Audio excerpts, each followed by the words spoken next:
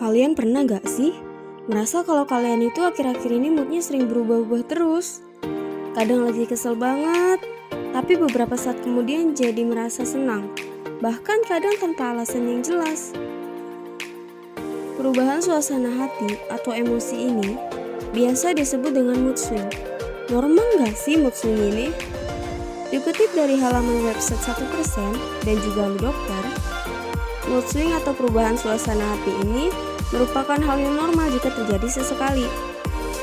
Dengan catatan bahwa hal itu tidak mempengaruhi kegiatan aktivitas sehari-hari dan tidak menimbulkan keinginan atau perasaan yang ingin menyakiti diri sendiri.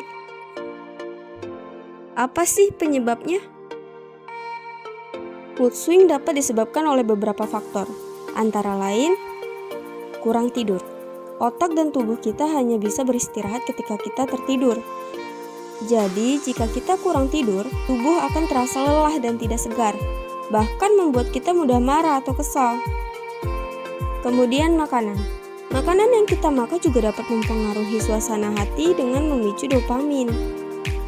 Dikutip dari website Halo Dokter, dopamin ini merupakan senyawa organik dalam otak yang berperan besar dalam mempengaruhi suasana hati. Lalu gula darah rendah.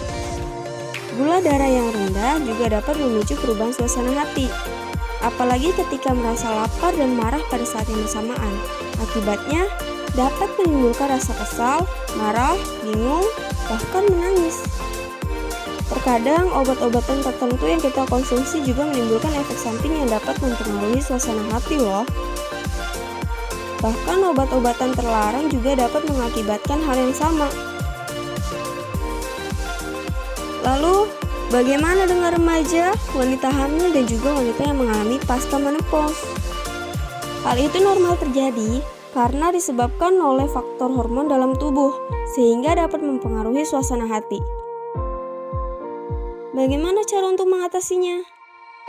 Mood swing dapat diatasi dengan menjalani gaya hidup yang sehat, seperti olahraga, makan makanan bergizi, dan tidur yang cukup.